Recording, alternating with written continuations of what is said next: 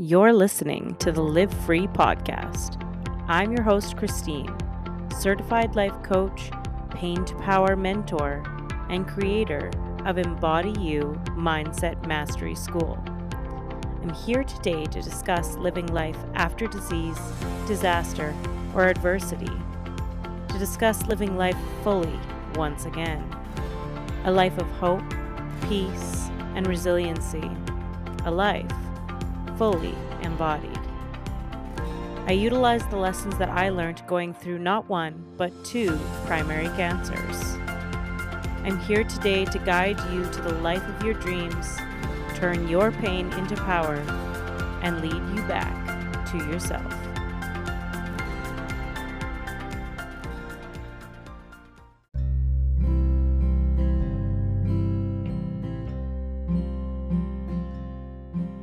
Hello and welcome to another episode of the Live Free podcast.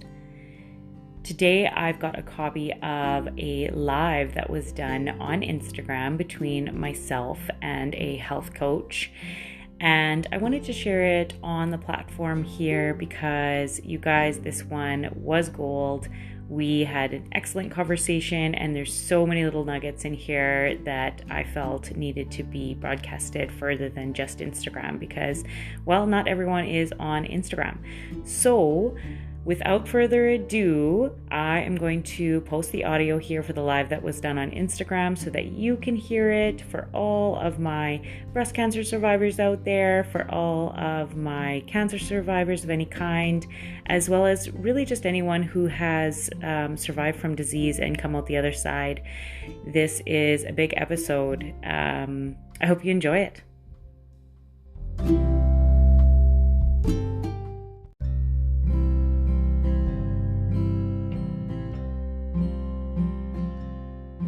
Okay, so welcome and thank you so much for being here with me and me here with you on this live and connecting. I'm so grateful to make these connections and to be able to make these connections from like across the world, and be able to help other women and start to change some of their mindsets.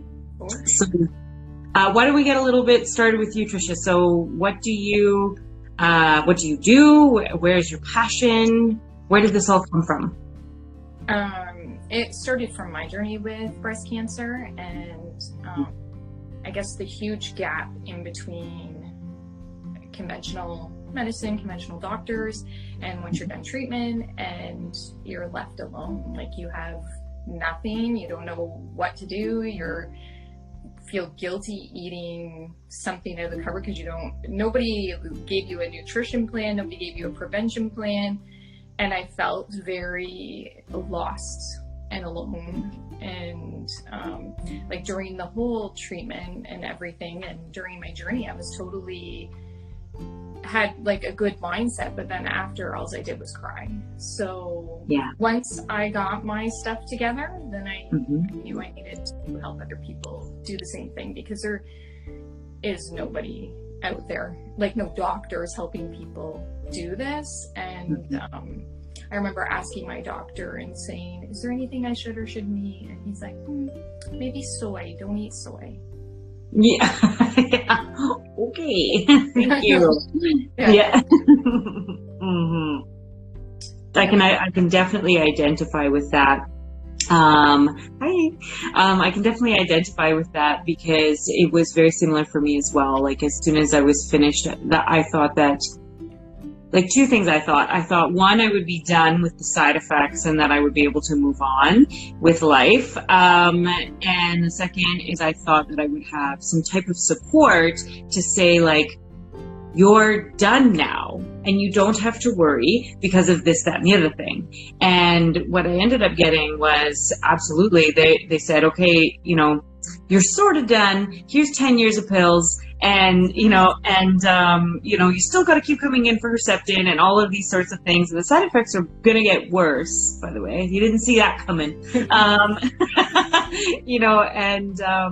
And then also, the support is going to be nil. Yeah. So I can definitely identify with that for a lot of breast cancer survivors or disease survivors of any kind, to be honest, is there seems to be this acute connection where they say, oh, there's a problem, we fixed it, now go. But people are returning, and it's because they've not been given the tools to start to create a lifestyle that is conducive for moving on and not having this disease return, right? Yeah, I feel like they can just go back to their old life, and you can, like, yes, you can't. Right. Life is not the same after. Mm-hmm, mm-hmm.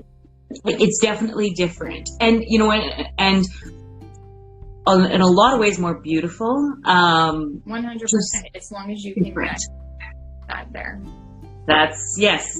i.e. mindset coach, i.e. mindset and breast cancer support health coach. That's what we do, right? Yeah. We're helping to help other people feel that they've kind of got a handle on their future.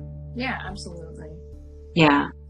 So tell me a little bit of what you do on a day-to-day basis. What have you provided for survivors of disease? And is it just specifically breast cancer, or is it all types, or what do you work with? I do specialize in breast cancer, but I have thought of branching out because really it is all the same.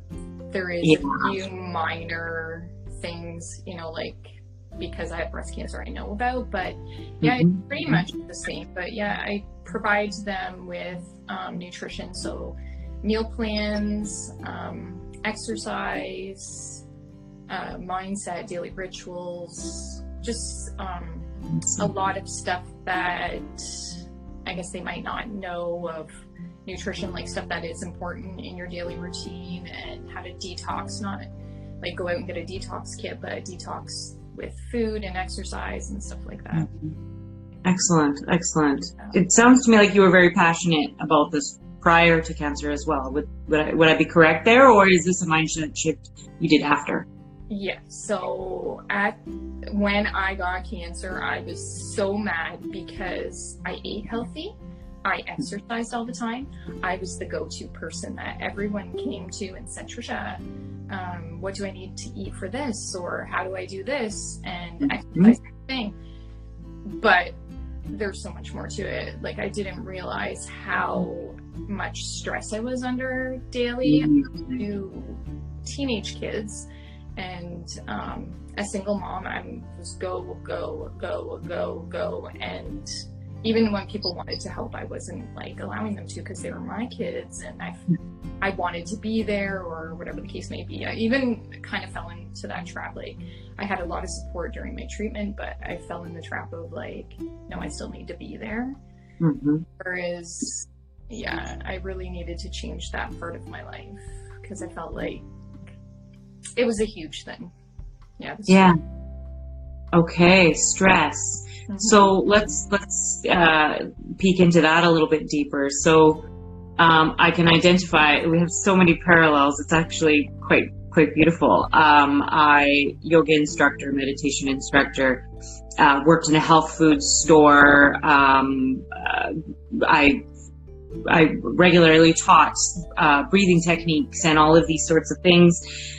Crazy healthy, probably the fittest I've ever been in my life when I was diagnosed. So my question, I guess, is do you have a sense that it was the stress and pressure that you were under that may have perpetuated? 100%, yeah.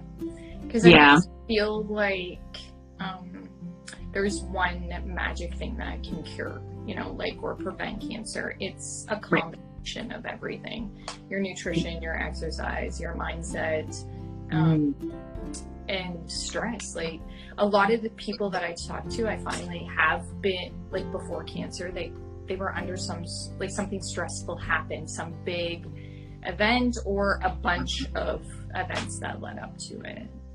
Right. Absolutely. And I would say, like, I could identify with that as well. Like, you know, people knew me as always busy, just crazy busy all the time. And you can't slow you down no matter how hard you try. That was what kind of the running joke was with me. And so I can see a lot of parallels there as well. Yeah. So let's talk more about the type of students that you work with, clients that you work with. What do you find is kind of the first thing that you are talking to them about? Like, where is your blank? Like, is it your health goals? Is it your stress levels? Like, what is it that you generally start to work with? They're most confused about nutrition, like what they can't eat. Yes. And going to the cupboard and feeling guilty about something they ate. I know. And honestly, I remember thinking, like, if I ate like something that was like had sugar in it, oh my god, I could literally feel the sugar racing to where my cancer was. Yes, 1000%. Yes, absolutely. Yeah, I remember having a bottle of Dom Perignon after I was finished my treatments. It was like a $350 bottle that my friends got together and bought for me. And I remember taking a sip out of it, and I was just like, I can't do this. I'll die. Like, so I didn't enjoy this beautiful bottle of Dom, because I was just so scared that every sip I took got me closer and closer to like the end. Yeah, it's ridiculous. It's ridiculous. And I think that the information out there is like, pardon me, but like disgusting. Like people are just like, if you eat sugar, you're done. You're like, okay. And especially like fruit and stuff. Like fruit was put on this planet for us to eat. It had so many nutritional values, antioxidants, and everything like that. And some people are not eating fruit because it has sugar in it. But right, you need to eat your fruit. Yes, exactly. So, am I correct in saying, and now I do not have a health background, you have a health background, so I have a sense. So within my sense, I have a sense that it's about balance. It's about creating nutrition, feeding your gut, having really healthy boundaries around that, adding exercise, and in the inclusion of all things, the isness of life, but not just the things that you enjoy, but the things that also feed your soul, feed your body, do all of this, in kind of a balance between all the things. Am I in the right track? It definitely has to be. Like, you need to make sure you're getting like your nutrition in to help your body detox and whatever, but you can't not go around eating, I don't know, something you enjoy because you're afraid like the cancer might come back or something, because you're never going to be happy. Like, you need to just change the mindset, I guess, as you would know, to like, it's okay to eat this, and I'm going to do this with joy, and it's going to be okay, because I don't do it, at every meal. I don't do it every day. And there are healthier ways. Like, I love cookies, so there's healthier ways of making them if I want to eat cookies all the time. But also, if there is something, we're going out one night and I want to enjoy myself, I enjoy myself. I'm not going to never have something that I want to enjoy, because, like, literally, I think that's setting yourself up for failure. Yeah. I would agree with you completely on that. I've talked about this in past podcasts, how I read this book. Like, how many times have you heard that sentence? Like, I read this book and it told me that the best way to cure my cancer is to cut out absolutely all sugar and to meditate at 4 a.m. and do all these things, right? So I read this book and I had this list of things that I had to do. And I recall feeling that, this is going to be the thing, this will save me. So I put in all this time and all this effort. But then what ended up happening, and I'm talking effort, and what ended up happening was, it was something like a birthday party or something. I had a bit of cake and I panicked, and then I think for two straight weeks I ate chocolate bars and drank wine, and and then I ended up with like thrush and all of these things because I was in the middle of my treatments, mowing down sugar and all of this sort of stuff. And I recall having so much fear. But the reason I tell this story is because teaspoon for teaspoon, I probably had the same amount of sugar as I would have had I not gone extreme, right? Yeah. To instead take that intentional time to say, like, I'm really going to enjoy this thing. I'm going to gather what is the mindset and is that peace within myself that I get from enjoying this beautiful chocolate or this glass of wine with this good friend or whatever, and then intentionally set that down and be like, I had that experience, it was great. Moving on, am I landing with that? 100%. Yeah. 100%. Okay. Yeah. Okay. Excellent.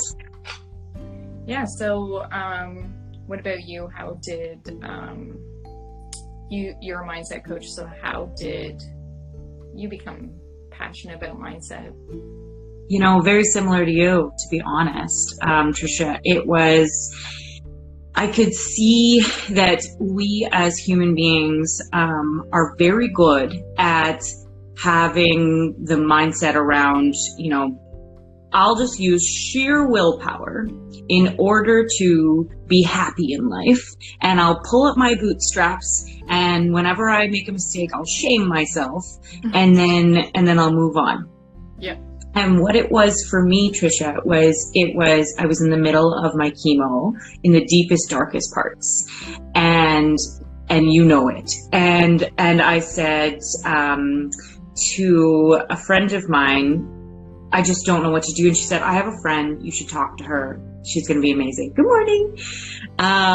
You should absolutely talk with her. So I connected with her, and she said, girlfriend, you are going through the worst of the worst in your life. She said, if you want to eat nachos, eat the damn nachos. And I was like, yep.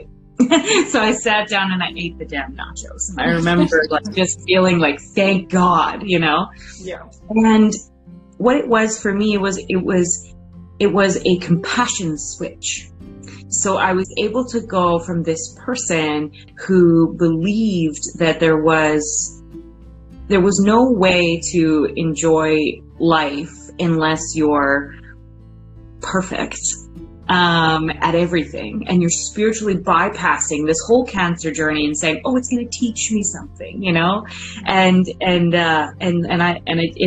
it did. It taught me something, and oh God, did it ever. But what it taught me was to stop trying to riddle out every bad thing and not feel any emotion.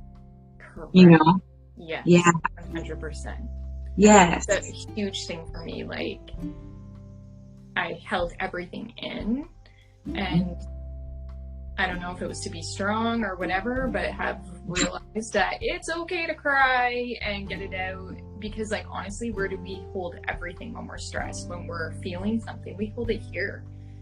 Yes. Yeah. Right where the breast cancer goes. Yeah. Exactly. I know. Like, I'm with you. You hold it all in your chest. Yeah. Yes, ma'am. Absolutely. And that's just it, is, it taught me compassion. And when I came out the other side of it, I knew deep down that I was a different person, and that I had absolutely no choice at all other than to share this with the world. Yeah, like 100%. I see Quench Skin said, my boys were so small, 3 and 5, I tried to keep it in for them. Mm-hmm. I wasn't going to tell my kids. Like, I was just going to go through it. I told my parents I'm not going to tell them. I don't want to upset them. I did the same thing. What was I thinking? I mean, I totally ended up telling them. I think once I knew, like, my prognosis, all of your numbers and everything, then I told them, but I totally didn't even plan on telling them. Nope. No, I recall telling my good friends, like, we're not going to call it cancer. I refuse to call myself a survivor. All these things. I was like, nope, we're not talking about it. We'll just call it the blip. I couldn't even say a word. I couldn't even say a word. I'm with you. Yeah, it was just like, yeah, it was ridiculous. I know. And lo and behold, here we are on the other side of it, realizing that it's all about saying the word. It's all about diving deep into the emotion and saying, like, oh man, this sucks. Like this, and I'm going to eat the damn nachos, but then I'm going to, and then I'm going to know when it's right and correct to say, because if you allow yourself to sink, you have the presence of mind enough to know when you've hit the bottom. Yeah. Because you intentionally allowed yourself to do that thing. Yeah. So then when you hit the bottom, you're like, okay, I've done all I need to do. And you kick off and you're just able to, to move past, yeah. And that's hugely a good portion of what I teach nowadays is that, shaming our kids doesn't work to make them, be better children. So what makes us think that shaming ourselves makes us better humans? So, we treat ourselves worse than anyone for sure. Yeah, absolutely. So what do you think your top mindset strategies are that helped you and you portray on everyone else to help them during your battle, during anything? You got it. So one of the biggest ones that I teach, one of the top mindset strategies is self-compassion. I think it's missing from every book, every podcast, everything. There's a piece missing. There's a 10-step to be better, but there's something missing. Absolutely quench skin. But there is a piece missing in that whole idea of learn to manifest your life, learn to master your mindset, all of these sorts of things. And there's a huge piece missing of self-compassion. So that was huge. And that is, I would say, one of the biggest things that I connect with. The other one that has become really prevalent in my teachings is the stories in which we tell ourselves. So they seem counterintuitive, but they fit. Let me finish. So the stories that we tell ourselves that say, oh, woe is me, this is so hard, this is so bad. I think that there's a connection between the two. There has to be an intentionality around feeling the emotion, letting yourself sink, letting yourself get to that place where you are able to just totally feel it and let it in. But then having the presence of mind to say, okay, now what am I going to do with this? Am I going to continue to get, all of this love and connection that I'm getting from me being so sad at a price of my own well-being? Or am I going to, as I say, allow myself to sink, get to the bottom, and then say, okay, now it's me time. Now it's my wellness. Now it's how can I feed my soul and my body and create a world where I'm feeling well, And I think it's a 2-part series, and I think it's really important. And those are some of the biggest things that I teach. I mean, that being said, I would say if I have a step process, it's 7 to 8 steps-ish. But those are the 2 really big ones, is the awareness around kind of your drama, and finding the difference between when it's time to feel it and when it's time to drop it. Right. Mm-hmm. With cancer, probably any disease, it's a constant mind battle. There's going to be times where you're starting to sink and you need to figure out how to get yourself out of that because nobody else is doing it for you. That's just it. Yeah, absolutely. And it's a bit polarizing to say, but when you go through it, you feel like you have a little more ability to say these things. But there is a sensationalization around breast cancer that I think is somewhat damaging. And for me, it's that constantly being a survivor. You know, there's this, I think that there is a part of it that, that rids you of your identity, of moving into health and wellness, because you're constantly in pain over this thing that happened. But that kind of keeps you there, doesn't it? You know, so you sort of have to make this decision to say, like, I'm choosing vitality now, and I'm choosing to move forward, right?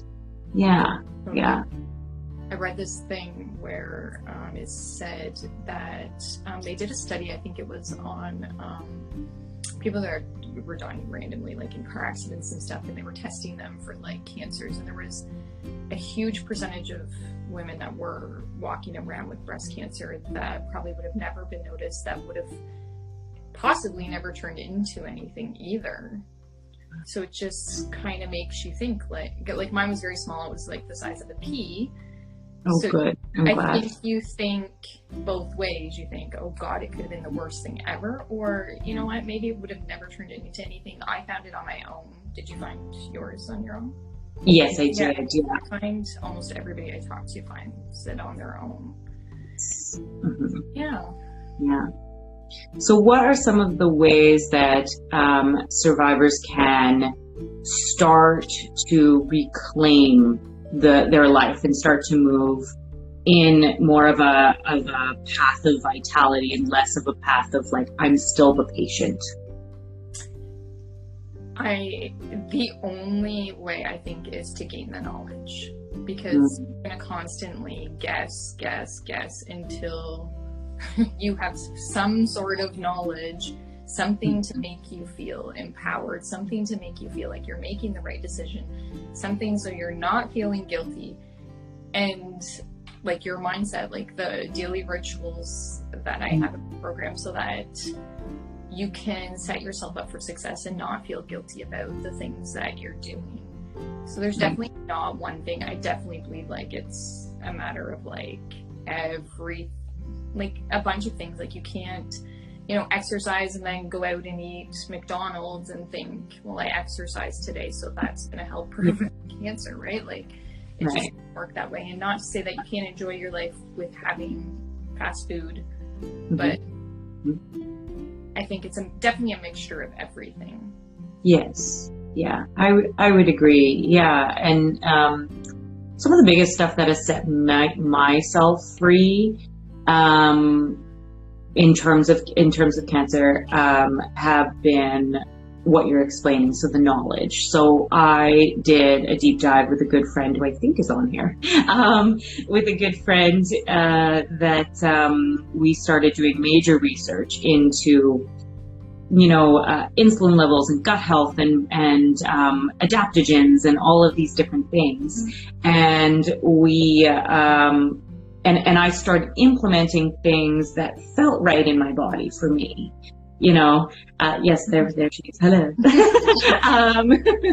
But like, and when I started implementing these things, that's when life really started to change for me. So it was that knowledge, like you said, and the mindset shift that really worked for me was that I wanted to go from here to there. I didn't want to be in this place anymore where I was sad and upset and all of these sorts of things. And there was a degree of choice that I had to make. And that was another big mindset shift to say, like, I'm not going to be this person. I do not choose this life of being scared of cancer and worrying about it. It's like, so, you know, there's that action piece of being like, okay, so what am I going to do about it? Yeah. Right. Yeah. And sometimes like something else will happen in life, like something, you know, or, you know, something happens, whatever, crazy, and you start going back down that rabbit hole because you start getting in that negative mindset and you start fearing everything, and you just really need those strategies to be able to pull yourself out and sit in a better place on a daily basis. Absolutely.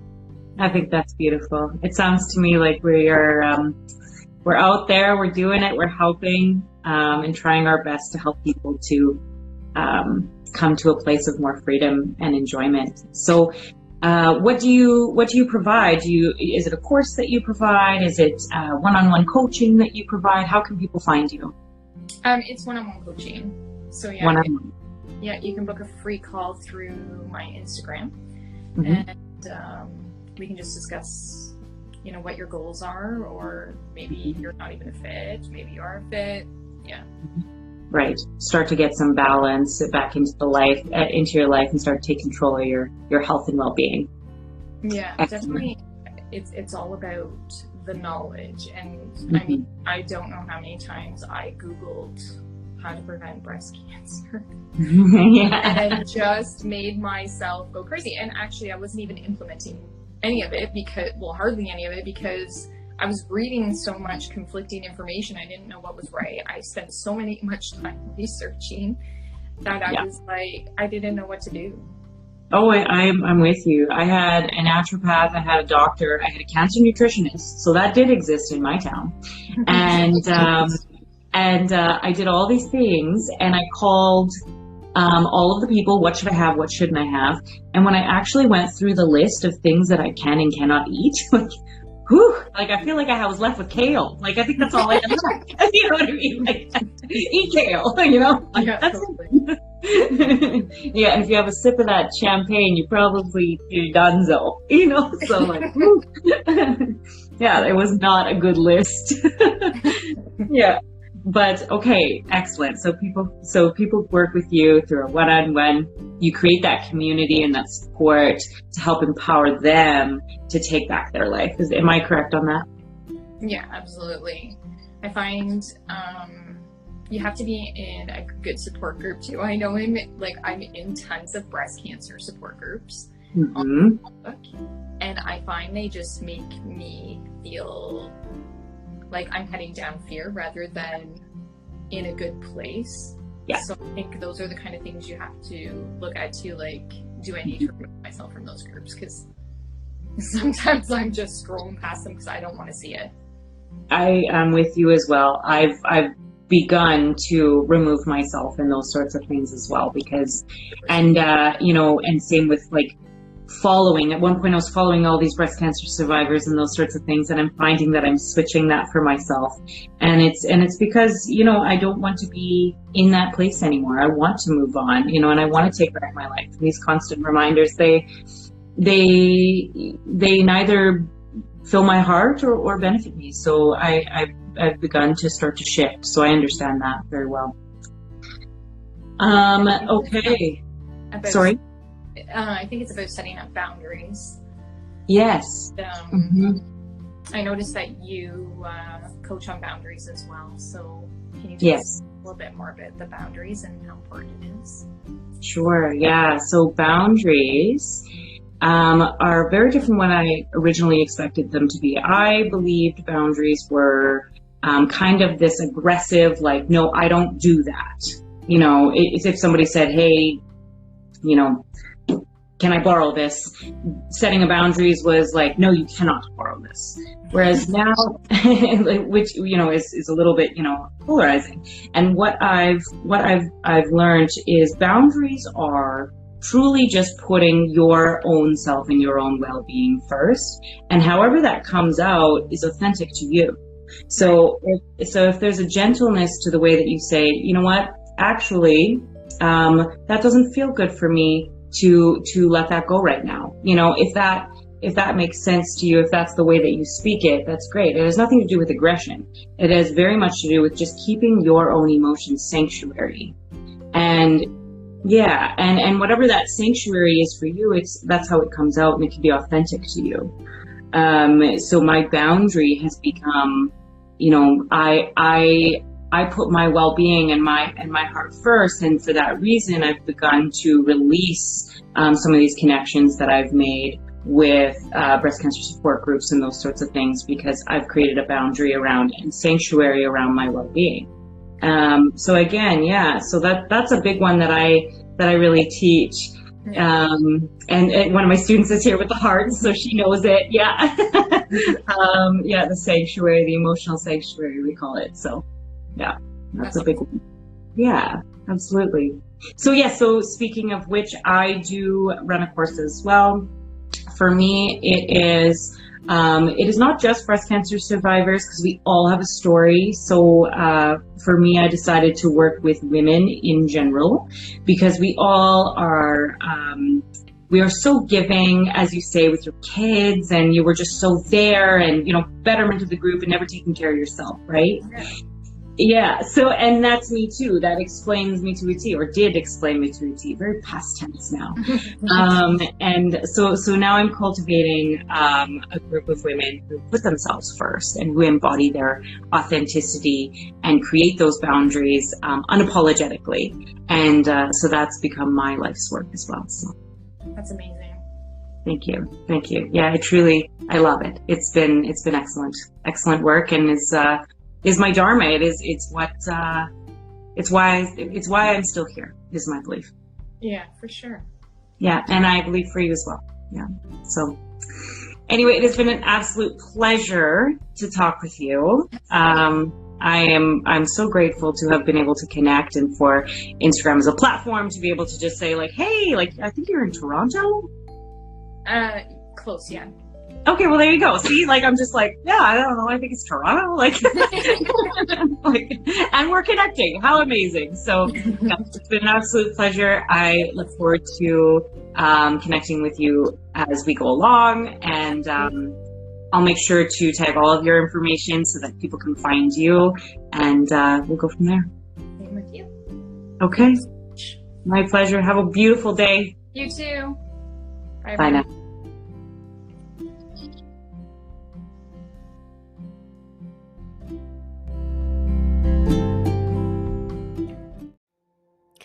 Thank you so much for listening. If you found expansion with this last episode, then that means that others will too. And the best way to get the word out about the podcast is by leaving a review. I would be so grateful if you could leave me a review and let me know how you felt about the podcast. Included in the show notes will be everything that we talked about today, including all of my transformative programs. Change is just on the horizon, my friend.